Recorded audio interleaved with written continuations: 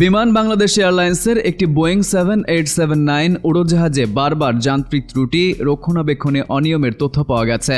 বিমানের ইঞ্জিনিয়ারিং ও নিরাপত্তা সংশ্লিষ্ট বিভাগগুলোর মধ্যে সমন্বয়ের ঘাটতির কারণে বড় ধরনের নিরাপত্তা ঝুঁকিতে ছিল এয়ারক্রাফটটি।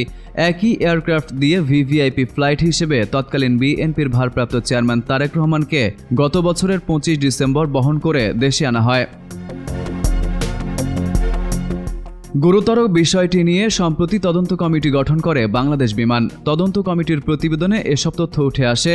তদন্তে বিমানের দুই প্রকৌশলী হীরালাল এবং সাইফুজ্জামান খানের ভূমিকা নিয়ে প্রশ্ন তোলা হয়েছে। এতে বলা হয়েছে 9 ও 17 ডিসেম্বর এয়ারক্রাফটটি রক্ষণাবেক্ষণ কার্যক্রমের একাধিক অনিয়মের তথ্য পাওয়া গেছে।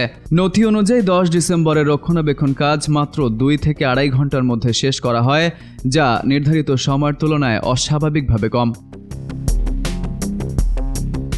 এয়ারক্রাফটটির ত্রুটি নির্ণয় বা কার্যকারিতা পরীক্ষার বিস্তারিত লগ এবং সংশ্লিষ্ট জনবল রেকর্ড উপস্থাপন করতে না পারাকে গুরুতর অনিয়ম হিসেবে চিহ্নিত করেছে তদন্ত কমিটি। প্রতিবেদনে আরও বলা হয়েছে, সংশ্লিষ্ট বিভাগগুলোর মধ্যে কার্যকর সমন্বয় ছিল না। 15 দিনের মধ্যে একই ত্রুটি 3 বার দেখা দিলেও সেটিকে পুনরাবৃত্তিমূলক ত্রুটি হিসেবে চিহ্নিত করা হয়নি। গত বছরের 21 ডিসেম্বর লন্ডন থেকে সিলেটগামী BG-202 ফ্লাইট আকাশে থাকার সময় আবারও VFSG বিকল হয়ে যায়। প্রতিবেদনে বলা হয়েছে, এমন ত্রুটির কারণে অগ্নিকাণ্ড বা গিয়ারবক্সের বড় ধরনের ক্ষতির আশঙ্কা তৈরি হয়েছিল।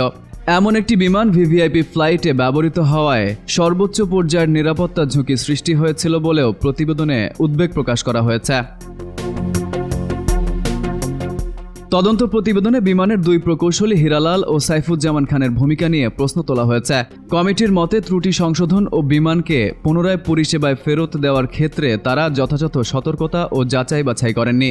এ কারণে তাদের বিরুদ্ধে দায় নির্ধারণ ও জবাবদিহিতা নিশ্চিত করার সুপারিশ করা হয়েছে।